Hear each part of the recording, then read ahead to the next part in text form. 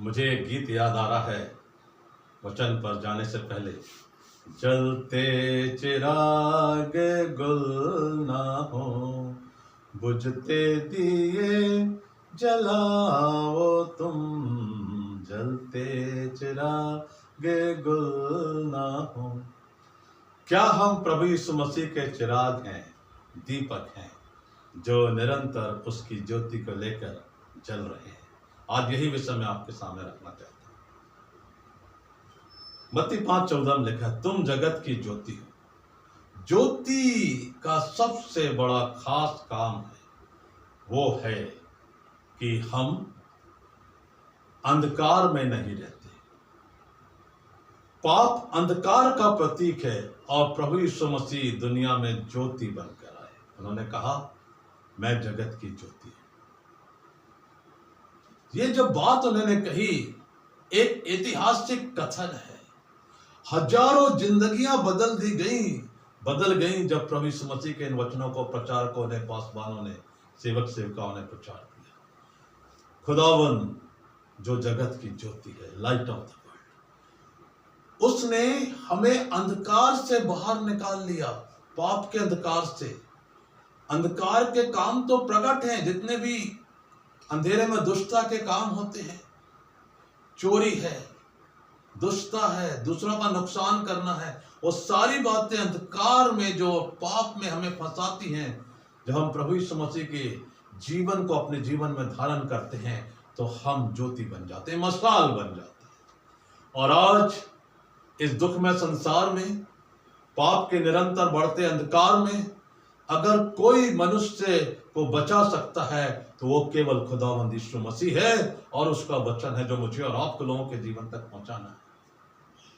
लोग आज इसलिए दुखित नहीं है ज्यादा कि उनके पास पैसा नहीं है, घर नहीं है, मकान नहीं है, या उनके पास संपत्तियां नहीं हो। दुखित इसलिए हैं क्योंकि उनके जीवन में अंधकार काम कर रहा है। जो अंधकार का फैलाने वाला, अंधकार में दुष्टता काम करने वाला शैतान है, उसने उनको पाप के बंधनों में जकड़ लिया है, उनके जीवन से चैन को छीन लिया है और निरंतर उनको परेशान करता है कि वो परमेश्वर के पास ना जाएं।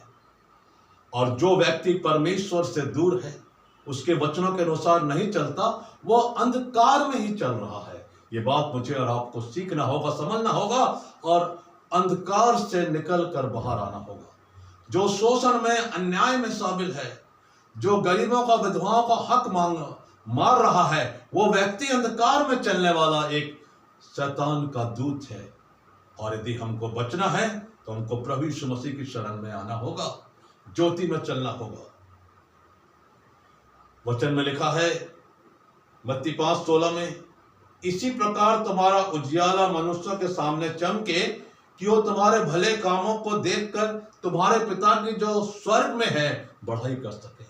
ज्योति का जो अर्थ प्रभु यीशु मसीह ने समझाया वो है हमारे भले काम, द गुड डीड्स। हमें जीवन में रोज अच्छे मौके मिलते हैं कि हम बहुत से लोगों से मिलते हैं। सब्जी वाला हो सकता है, रिक्शा वाला हो सकता है, ऑटो वाला हो सकता है, बाजार में लोग हो सकते हैं, या कोई दुखित इंसान है, तकलीफ में है, हम उनके साथ छोटा या बड़े रूप में भलाई का काम कर सकते हैं और परमेश्वर की ज्योति बन सकते हैं। दूसरी बात है ज्योति में चलने के लिए कि हमें मुर्दा आत्मिक अवस्था से बाहर आना है।